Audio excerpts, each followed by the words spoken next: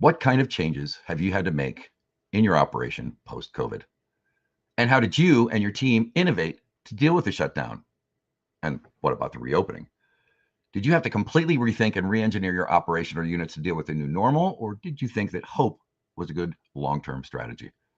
The clear winners of the pandemic were those restaurants and operators who thought fast, took even faster action, and stayed nimble and flexible.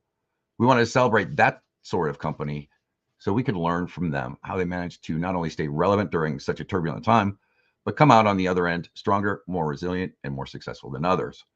That's why we brought in Nina Quincy, president of Houston's own Underbelly Hospitality, to join us, speak to Jim and me about what they saw early on that caused them to jump into action and how a change at the very top provided a catalyst for change that has resulted in a much more dynamic and equitable operational culture for all of their staff. Welcome to another episode of Turning the Table. My name is Adam Lamb of Chef Life Coaching. And unfortunately, Jim is not going to be here with us today, but we are going to carry on in his spirit. We're dedicated to bringing solutions to the hospitality industry's most persistent challenges. As always, we will discuss real-world examples of what's working in the hospitality industry and give you 3 actionable ideas to help restaurant owners and managers improve employee retention rates. Remember to share this episode, follow us on your favorite podcast player, and please leave us a review. It does help for others looking for these type of solutions to find the show. Links to the videos and other things discussed in the show can be found in the comments and show notes. If you'd like to partner with us on Turning the Table and get in front of over 4,000 progressive hospitality professionals every week, DM me, Adam Lamb, or Jim Taylor. And we'll speak to Houston's own Nina in just a moment, right after these messages. Welcome to Turning the Table, the most progressive weekly podcast for today's food and beverage industry, featuring staff-centric operating solutions for restaurants in the hashtag New Hospitality Culture. Join Jim Taylor of Benchmark 60 and Adam Lamb as they turn the tables on the prevailing operating assumptions of running a restaurant in favor of innovative solutions to our industry's most persistent challenges. Thanks for joining us. And now, on to the show. And we'd like to welcome Nina Quincy to Turning the Table. Hello. Hi, Adam. Nina, you have a very interesting office. What's that going on in the background? Are you bartending trainer or something? So, Texas TABC laws, so legally, if you have open bottles of liquor and you close a restaurant down, you cannot transfer them. So that is the result of closed restaurants with open bottles of liquor. Right, because you can't marry them. You can't. There's all kinds of specific rules and regulations around that. Yeah. So I'm the R&D room basically. Right, research and development. Mm-hmm. So Nina, it probably would help for others who are not Houstonians or from Texas to tell us a little bit about Underbelly Hospitality. And Chris Shepard, the chef, was one of the founding members of this organization and helped to drive a lot of change. And he decided to move on. And so give us kind of a thumbnail sketch of Underbelly Hospitality. Well, we've been around for a long time. Started in long time ago, galaxy far away, and since then we have grown. And the original neighborhood that we started in, we're not actually even in anymore, which is kind of crazy because we were known as Houston is very neighborhood oriented, and we were in Montrose, and now we're not. We actually don't have a single restaurant in Montrose anymore. But we have expanded rapidly in the last 2.5 years, and we've got 3 more openings on the horizon within the next 8 weeks. Not intentionally, we're not that crazy to open 3 restaurants in 8 weeks. It's just permitting and everything else, and the world has conspired against us, and we're opening 3 restaurants in 8 weeks. Now, would it be fair to say that, say over the last 3 years, that I don't know if aggressive is the right word, but you folks have been very consciously looking at concepts, whether or not they're actually, adding to the value of the company, closing locations. I mean, it seems like you've been making a lot of moves. Yeah, we have. I've been with the company for like a little over almost 3 years now. And in those 3 years, we closed the original 4 restaurants. We have opened 5. Of those 5, we've closed 1, and then we've got 3 more opening. So yes, I think aggressive actually is pretty accurate. And how has Houston been taking typically when a restaurant closes, there's kind of blood in the water, and people think, oh, geez, here we go. This company is not long for the world. But Yeah. how's Houston responded? Well, so the ones that we closed originally, our original locations, one of them, it was a 5-year concept. We had a 5-year lease, 5-year concept. Each year was a different concept. Everybody knew that was going to happen. One of the other ones that we closed, it was a UB Preserve. It was basically, a victim of the pandemic. And it never recovered. And it was a small restaurant with 80 indoor seats. Like it never recovered. And funny thing is, like when we decided to close it and we announced it, all of a sudden, we got inundated with people wanting to come to the restaurant. They're like, "You're my favorite restaurant." We're like, "You haven't been here in a year and a half. Where have you been?" Right, you can't be that excited. Yeah, so that one ended up, and it was heartbreaking. It was just like, "Oh my God, really? Well, why didn't you come?" Yeah. And then our original flagship location, we moved it just because, the rent and the blah, blah, blah. And I'm not going to go into all the details with what was going on with that property. It just didn't make sense to stay there anymore. So we didn't close it. We just moved it. That was our Georgia James, our steakhouse. So we moved it. The other property that we closed it earlier this year. That one was a little heartbreaking for me because though I love all my children the same, it was my favorite.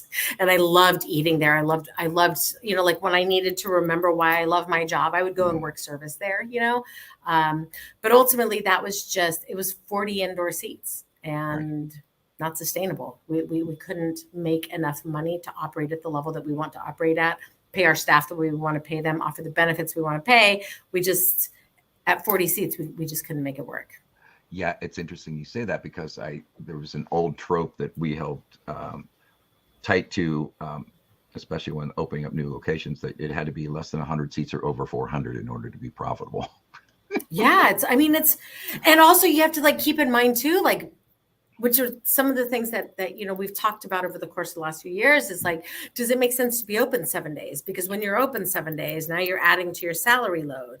Mm-hmm. We're not going to pay less simply to be open more. So how does that impact you long term? And are you going to be open for lunch? And if you are, what does your salary load and your hourly load look like? And will you be able to make enough money to cover that and not pay less, right? Because that's the big thing, right? Is we don't want to pay less to make it work. We want to stay fair to everybody. So it's a juggling act. And before we go any further, I wanted to introduce a slide here and ask you a question. And I think you have a story to tell about this too. So I just wanted to ask you, how are you, really? This is from our friends at chalco.org, peer-to-peer mentoring organization for mental health and wellness. And so I talked to Patrick Mulvaney, who's a chef out in Santa Barbara, who started the I Got Your Back project. And they learned early on that, asking how are you is usually a throwaway line because nobody really wants to know the answer. They're just saying that to be polite. And so to add the comma, how are you, really? And so I'm curious, which temperature would you identify with? Well, we're opening 3 restaurants and we just acquired a bar in Chicago that I'm in the process of taking over. So I would put myself at a solid medium. Solid medium. I get it. Yeah. And I would say that I'm probably anywhere between medium and medium rare.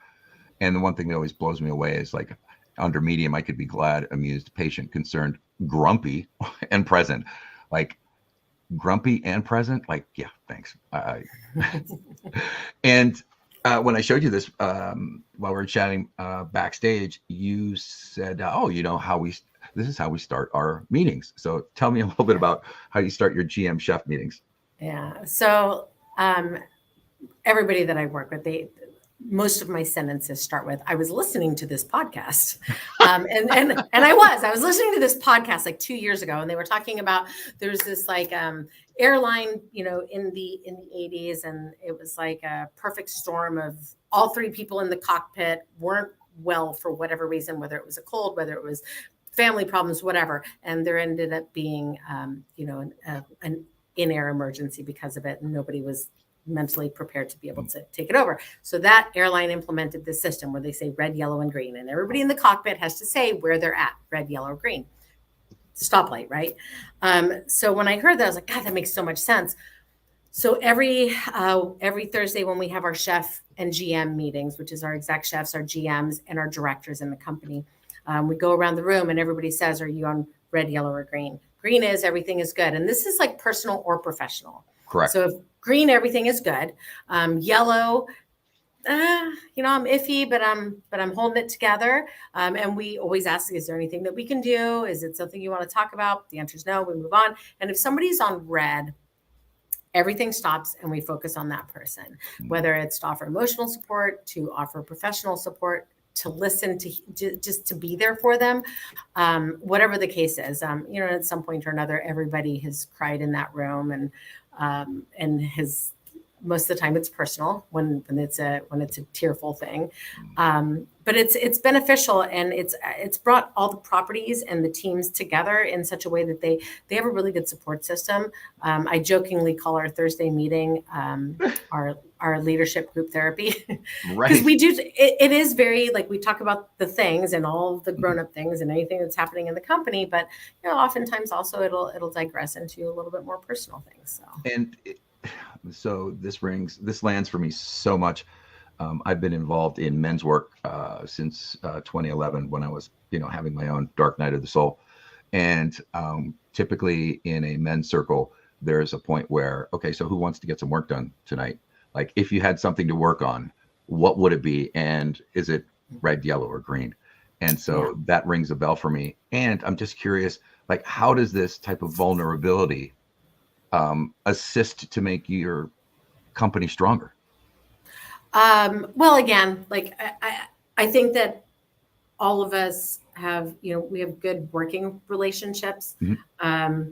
The GMs and the directors, the chefs and the directors, the chefs and the GMs, they all know that they have this large circle of support, and they talk to each other all the time. When something's going on, they talk to each other long before it ever gets to me. Sure. By the time it gets to me, they've exhausted probably 4 different avenues. They've talked to 2 other GMs, a chef, a director. Like, they've talked to a bunch of people before it ever even gets to me. Right. By the time it gets to me, it's because they've hit a wall and nobody can figure it out.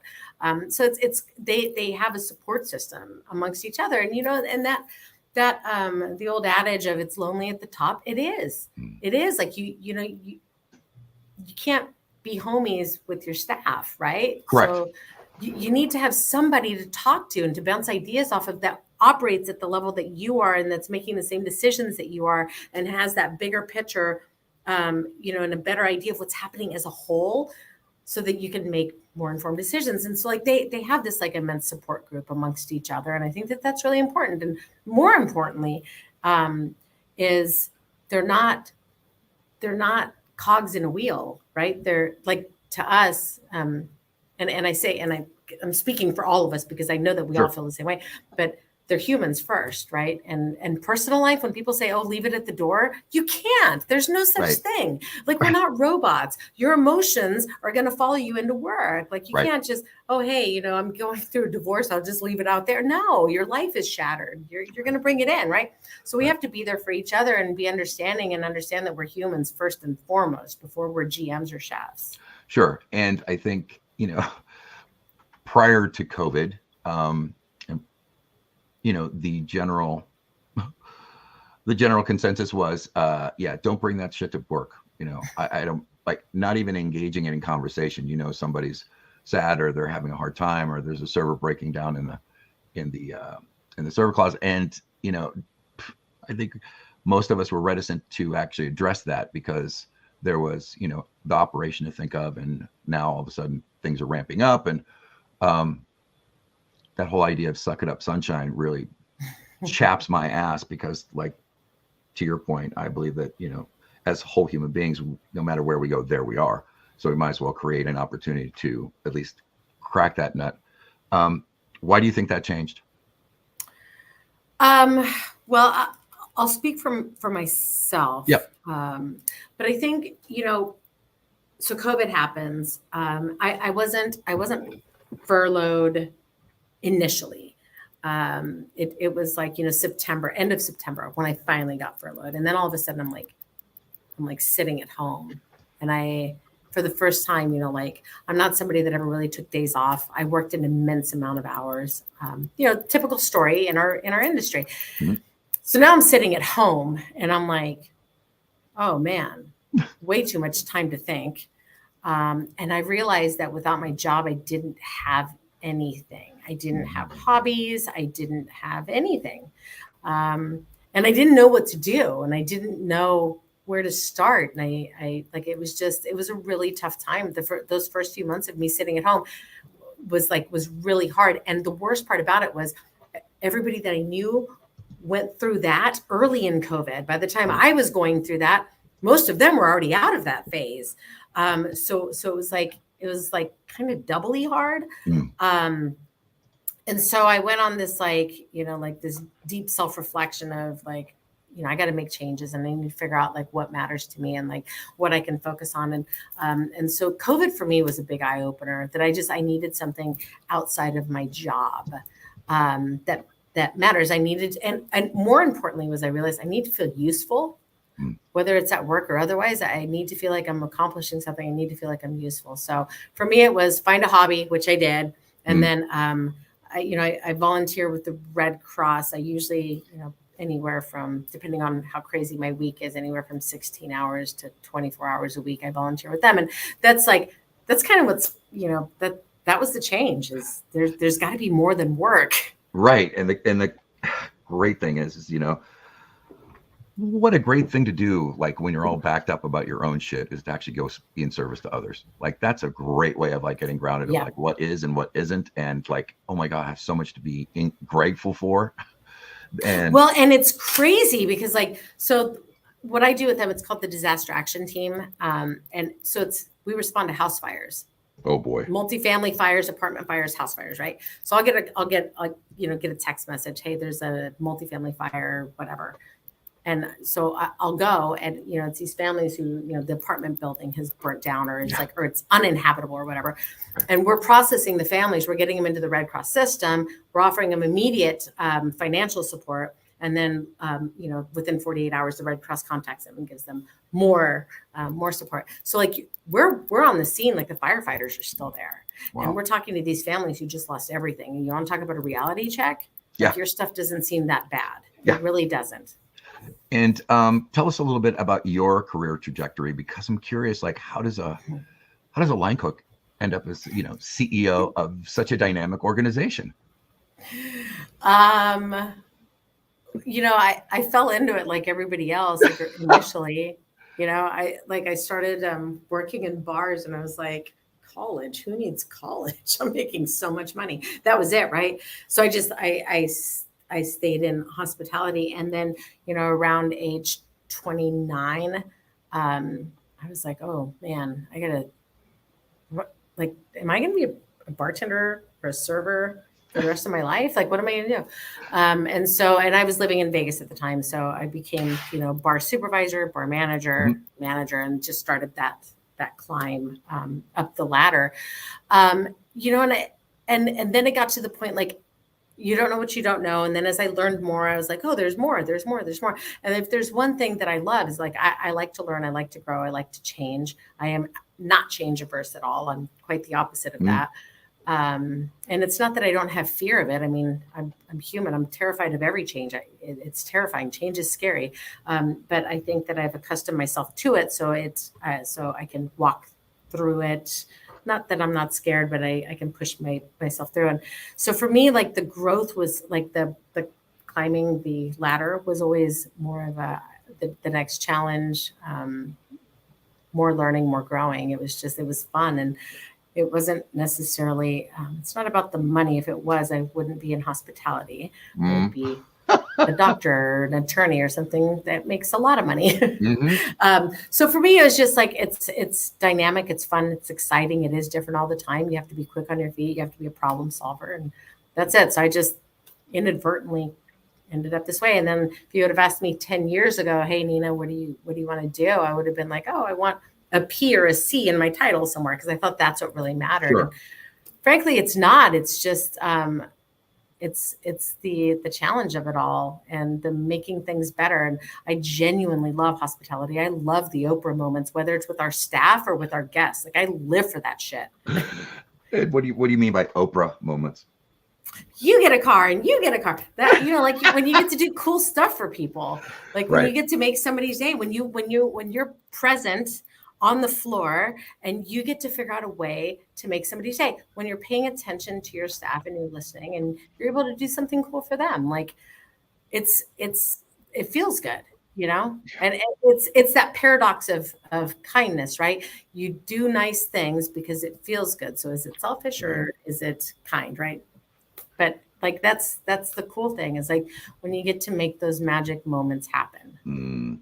I have a good buddy of mine who is a chef, and so when I ask him what he does for a living, he says, "I make memories."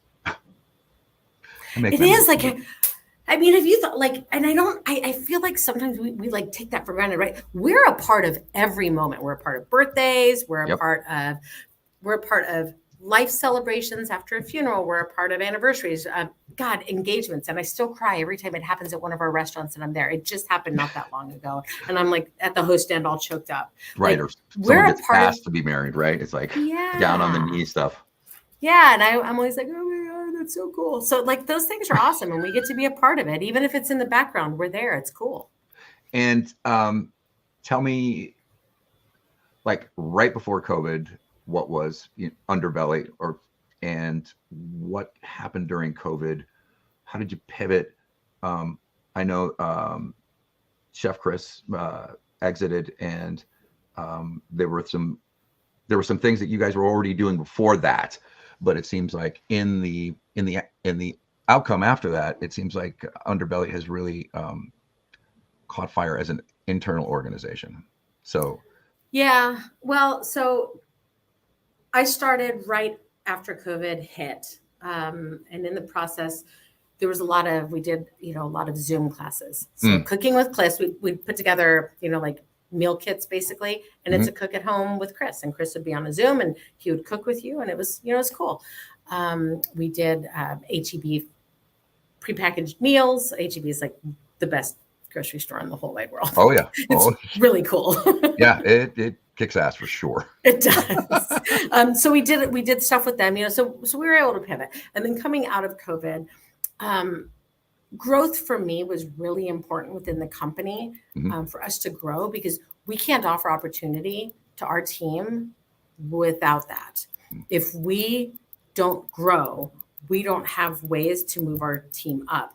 And, we do a really good job of training and getting people ready. And it's like, either we're going to get them ready and they get to stay with us, or we're going to get them ready and they'll go work for somebody else. Either way, good for you, go kick some ass. But growth matters because we have to be able to offer opportunity. Yeah. So I think that's an interesting way to put it. And I read somewhere that, and I want to put this as tenderly as correct as possible, but it seems like that there is, a much more that the feminine is now taking a much more forward role in the company, and I'm just curious how that influences culture and staffing.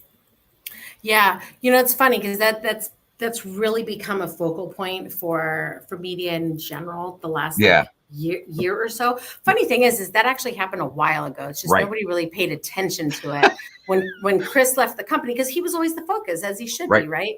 So when he left the company, then everybody went, whoa, this company is almost all female. That actually started happening about 2 years ago. Right. When I took over, when I got hired, there wasn't a lot of female presence at the top levels, and it's by no means am I this isn't by design. I didn't want to like hire nothing but girls. It's not. I hire the best. That's it. So we have Tara McMullen, who's our director of openings and transitions. She helps train all of our GMs. She handles all of our openings. Anytime that we have a high level position vacant, she slides into it. She was 7 years with Momofuku, David Chang. She opened a bunch of his restaurants. She was, his director of service and director of operations. And, she's the best. That's why she's here. We have Chris Kai, who was, she was born in Nanjing, China. She moved to the United States when she was 18. She has, a bachelor's in like chemistry or something crazy. And then she has a master's in food science. And then she also went to cooking school. So like, she's just hyper intelligent, incredibly brilliant, super detail oriented. She handles like all kinds of logistics stuff and inventory. So we've just like the people we've hired, it's because they're the best. Our culinary director is male, and he's the best. Right. We talked to a lot of people, and we hired him. And so it's not by design, but what has happened is that as these changes started to happen, the people and the way we operate shifted, right? Because diversity breeds more diversity. And diversity breeds more ideas and different ideas, right? So at one point I do feel, and I don't mean this like in a derogatory way, but I feel like we were a bit of an echo chamber, as tends to happen in our industry, especially when it's like, it's a kind of a bros and, you hire your buddies and whatever, right? So it turns into a bit of an echo chamber. And I think that as we've pulled in all of these different people from different walks of life, different places in the world, as this has happened, we have broadened the way we think, the way we operate. And I think it's cool. I think it's really interesting. Earlier, you mentioned that COVID gave you an opportunity to engage in a hobby. And you want to share what that hobby is? Yeah. So I'd mentioned to you, I went through this like eat, pray, love, self-discovery 2 years. And so I was like, okay, need a hobby. And so I started throwing pottery. It's like one of those things, I saw Ghost, when I was whatever. I'm not gonna date myself too much. Right. But, I was, I don't know, like probably 13, 14. And I was like, ooh, that looks cool. Because Patrick Swayze and Demi Moore made it look awesome. So I took this like 1-day class and I was like, okay, this is cool. So I've been taking classes ever since. I go every Monday. That's like my meditation day, because it's really meditative. You have to be hyper focused on what you're doing in front of you, because if you don't, it collapses, right? So that's my hobby. I throw pots. I always joke around with everybody because I bring people gifts all the time. And I'm like, hey guys, look at what I made in kindergarten class. Here's your mug. And a question about Underbelly. So you mentioned that, Chris was the face, he was the identity of the company. And so when he left, how did that change the identity of the company? Like what then became the focus? The restaurants. The team. That's it. Yeah. So, and that was one thing that was always kind of weird, right? It was the most bizarre thing. We would have people, and this was when Chris was still actively a part of Underbelly, and then post Chris also. People would come in the restaurants and go, like when he was with us, this rest, where's Chris? Can I talk to Chris? And we're like, as if he's in every restaurant at the same moment, right? And we're like, Chris isn't here, but the chef is. So it was weird during that time. And then when he left, and this happens all the time, like at George James, it happens all the time. We had the same chef from day one. Greg Peters was the opening chef. He was the executive chef. When we moved into the new space, he's still the chef. The menu is the same. Nothing changed. And people were like, well, the restaurant was way better when Chris was around. What? Sure it is. What? Yeah, exactly. And it was, and honestly, like, it was really, I felt bad for the team, right? Because like, here's this other guy who's putting his blood, sweat, and tears into this place. And everybody's like, yo, dude, you suck. The other guy's better. And it's like, wait a minute. He wasn't the cook here. Like I've been the cook here the whole time. Right. So it was kind of a bummer. And so since then, what we've done is we put the focus on the team, because these things aren't built with one person. They're built with a whole team of people. And that's what's important. It's everybody. It's we have he's God, just like a rock star of a human being. This guy, Fonzie, he's one of our sous chefs. He's been with the company, God, since day one. Like I think like 12 years with Underbelly.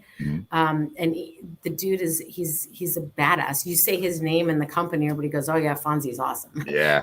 For that matter, you say it around town and most people know who he is. Like, he's just awesome. Right. And it's like, yeah, he deserves a lot of that credit too. Yeah.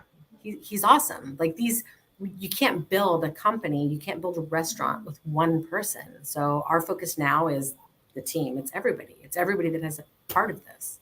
Yeah. I speak to a lot of hospitality professionals, both in front of the house and back of the house. And consistently, the thing that I hear most is is most folks feel completely undervalued, either by their employer, their managers. And I know this is a odd time in our collective history in the craft. And I don't. So one of the things that you mentioned in the green room was this idea that post-COVID, that there was a shift in the mentality of the staff coming in, that where previous they were more focused on career trajectory and making their bones and going on to other things. You and your company have found that one of the main drivers of associate happiness is what? What's the thing that they're PTO. looking for? PTOs. Yeah. Which Paid is time like, off. yeah, it's like, for me, I always thought it was medical benefits is what I thought. And it's not. It's PTO. Like that really matters to our staff. 2 years ago, we implemented free medical benefits for all our full-time employees. So we offer free Blue Cross Blue Shield, really good benefits to all of our full-time employees. We pay for it in full. We have people that opted out. They didn't even sign up. It's free.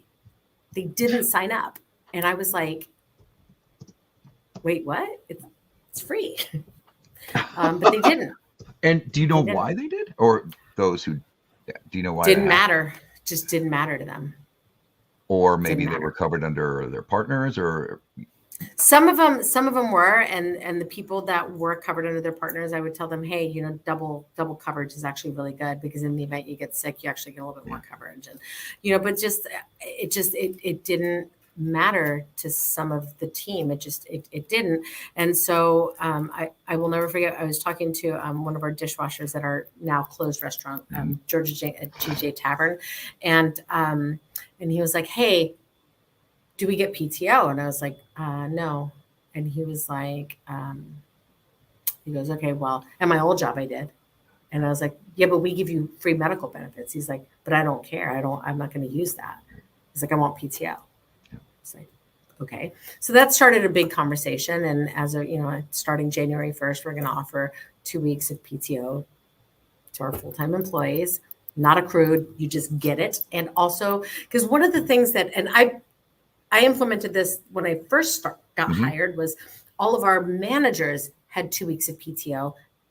It doesn't carry over and it's not accrued. So January 1st, you get 2 weeks. And we make you take it. Right. Like I keep track of everybody. And if they haven't taken it, I'm like, yo, take some time off, because COVID just, I think, made me realize how important it is. You got to reset. You really do. And so you think that part of this realization, this came from your experience during COVID, as well as how associates are showing up. Yeah. And it's funny because I got this this whole like slideshow study from one of the big liquor at Provi. They handle a bunch of online ordering. Anyway, they did this like big study polling beverage professionals, bartenders, barbacks, sommeliers, bar managers, just beverage people in general. And the number one thing that people value as far as benefits was PTO, followed by medical insurance. But PTO was a winner by 10%. And, I think that speaks volumes. I remember a time, specifically when there was a lunch line cook who consistently overperformed, was full-time, and said to me, hey, I'd like to get my PTO now. And because he was going to travel back to Haiti to be with his family. And I knew that there was no PTO for hourly staff. And I went to the powers that be and say, listen, I think this is really important. He's gone to the wall for us. And it's a small price to pay for his loyalty. And they told me no. And as a good manager, I took that decision on myself, right? I didn't necessarily want to say, oh, they said, or put it up to the boss or whatever. And I had this really hard moment on the line as I was telling him, because, I told him that the decision,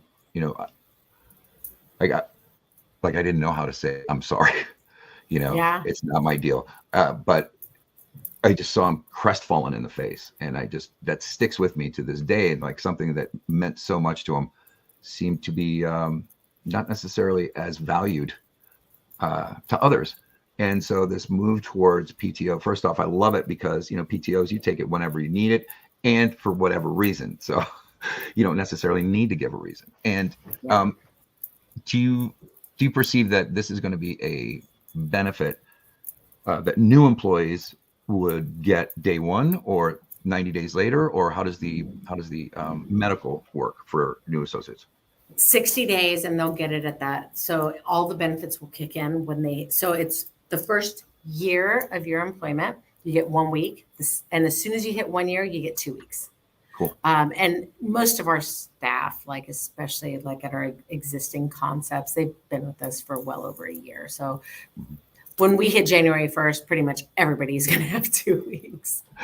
And what has been your retention rate, do you think, throughout all this? It comes in waves, I think. We have some staff that's been with us for a really long time. We have some staff that's been with us for a few years. We have some that's been with us for a year, 2 years. It comes in waves. I think, I don't know. I think that it's hard to say. Like, we have a decent amount of people that have been with us for a good chunk of time, and then we've got a bunch of new people too. And it definitely comes in waves. I do think that if anybody that gets to that 1 year mark with us, they're in it, and they're going to stay for a while. And I also think that, it helps that there's a level of understanding that we preach on, and it's conversations that we have, at the property level with the GMs and the chefs, almost daily. We had, so when we opened one of our new restaurants, we had somebody, and I'm not going to say who are the position because then everybody will know who I'm talking about. But we had somebody who was going through some pretty serious stuff personally, and was out for a week, was out for 5 days, was out for 3 days, and when he would call out and let us know what was going on, we offered sympathy, we offered understanding, and that was it. And there was no talk about, hey, dude, you've only been working with us for a month. So it was like, there was understanding. And this person was like, after the third time that there was a big thing, and this was within 3 months, this person pulled me aside one night and was like, it feels good to not be worried about my job. Wow. And it feels good to feel supported and like you guys actually care. And I said, well, we do care, and you are supported, and you do matter to us. And then I walked away and was all choked up because I didn't want to cry in front of him and be a giant baby. but it felt good. And, and it's not the first time that we've heard that. And like, that's what we preach. And it's a hard thing to do. And we have to remind each other all the time, like, first and foremost, we listen.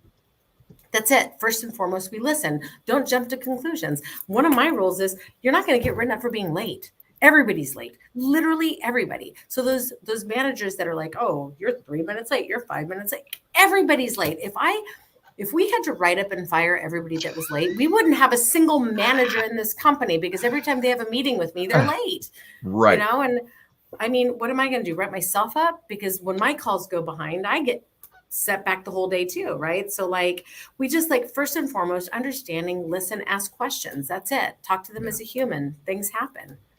So I kind of wanted to read it into the record, core values of Underbelly, which is be curious, learn from everyone. Remember, we all have a story to tell, regardless of race, religion, ethnicity, age, or gender. We all dine at the same table. This is how we run our restaurants. And your core values are listed as always learning, the health and well-being of our team, hospitality, thoughtfulness, and accountability. And the last is, we deliver thoughtful food and beverage experiences. So tell me how being curious is a essential core value. I mean, you don't have to convince me. I get it, but yeah, being curious goes in so many directions. So from a standpoint of food, being curious is learning different cultures, learning different styles of cooking, understanding that, like, we pull from so many cultures to come up with the things that we do. And, you look at our menus and it's pretty obvious. We've pulled from so many cultures. So being curious is important in that regard. Being curious is also being curious about the people you work with. What's their story? Who are they? Understand, right? Like, it's not like my team and the people I work with, it's not their job to manage up to me. It's my job to understand them and how they function, what matters to them, what they value. Right. So being curious about your team is so important. And that falls into the red, yellow, and green. It's like, be curious about what's going on in their lives, and be okay with people asking questions, right? Like, the one thing that drives me crazy when I hear a new manager, because it takes a while to get people to shift their mentality, Right. And when I hear somebody go, blah, blah, blah, insubordination. Oh my God, that word makes me want to bash my head into the wall. And I'm like, okay, so let's talk about that. What do you mean by insubordination? And most of the time when somebody says the word insubordination, it's because somebody questioned them. No, that is not insubordination. That is them being an adult. That is them being human. That is them. They're allowed to voice an opinion. Everybody's allowed to disagree. I have people disagree with me all the time. Right. It's okay. So that's curiosity in a nutshell to me. Right. And you also mentioned that during COVID, you had this moment of introspection where you thought, gosh, I need to incorporate other things into my life, like hobbies and outside interests and being in the service. To me, that's a hallmark of a great IQ as far as emotional intelligence is concerned. And so one of the things that we spoke about before coming on the show was you took it upon yourself to find some type of connection. I hesitate to call it therapy, but you were looking for an outside perspective. And so you came across... No, it was therapy. Yeah, absolutely. And I'm not shy to talk about it. As a matter of fact, I highly encourage it. I'd heard on a podcast, I'd heard Dr. Paul Conti, and he's, leader in trauma therapy and the way your brain reacts to trauma. And as I listened to that, I was like, yep, all of those things. So I got in touch with this practice, which is, on the West Coast, and got set up with one of the people that work at that practice, and has spent, almost 2 years now talking and working through stuff and also getting advice as things happen in my life day to day. And frankly, like, therapy was a huge game changer for me. Learning to manage anxiety, which is a big thing that I think, especially us food and beverage people, seem to really have a lot of. But learning to manage anxiety and not to let it get out of control, and like identifying it and then being able to control it and getting me back down to a good place. Not having, highs and lows, not having like the depression or anything like that. Like, it doesn't really happen anymore. And I've learned to manage my emotions and myself and work through all these things. So I think it is really important. And, it's funny, this guy that I've been dating, he's a therapist, coincidentally. And he's like, he knew nothing about food and beverage, and he is fascinated with the people in this. Right. And he's like, is it like a prerequisite that you guys all have to have like some sort of, like OCD or ADHD or severe trauma? He's like, you guys just gravitate toward, and I told him, and I think that what we've sort of realized is we adapt to chaos really well. Yeah. because of these things, right? So like I jokingly would tell my therapist, I'm like, hey, let's not fix the ADHD completely, because like a lot of that is my superpower and I need to keep a hold of it. Right. I did want to make mention, since we're talking about this type of stuff, that if you or anyone else that is in the middle of a struggle with their mental health, don't wait a minute longer. Dial 988, which is the new phone number for the National Suicide and Crisis Hotline, so that you can get the support that you need. And yes. I guess there's a foundation that our founder, Chris Shepard, that he started. It's called Southern Smoke. It's based here in Houston. And not only do they offer financial support for hospitality workers that are in crisis. So like, for instance, we had one of our cooks' car broke down, couldn't afford to get it fixed, struggling to get to work. They applied it through Southern Smoke, which is, applied it online, and Southern Smoke covered the repairs of the car so that they could get to work. But also Southern Smoke has another offshoot, and they offer free mental health to hospitality workers, anybody in hospitality, and it's free. They hook you up with a mental health professional. Wow. So that's awesome. Yeah, so it is. And it's important because I think that a lot of us, and not just hospitality, but I'm talking hospitality because it's what I do and it's what I'm around. Sure. But I think that a lot of us do struggle with mental health issues, whether it's depression, anxiety, or, things that are a little bit more clinical, like OCD Right. and ADHD. But I think that there's a lot of us that struggle with that. And I think that in the pandemic, it became a lot more apparent. It certainly did for me because I had too much time on my hands. And that was it's like when I'm busy, I don't notice that I'm spinning out of control. Right. But, in the midst of chaos, you don't notice. But like when I had all this downtime, I was like, oh my God, what is wrong with my brain? Yeah, there's nowhere to run to anymore. Yeah, exactly. I'd like to just end the conversation and thank you so much for your generosity and time, because I know opening up 3 restaurants back to back cannot be easy. So thank you for this. And maybe could you just let us know from your standpoint, maybe one thing that you're hopeful for in the industry and one thing that worries you?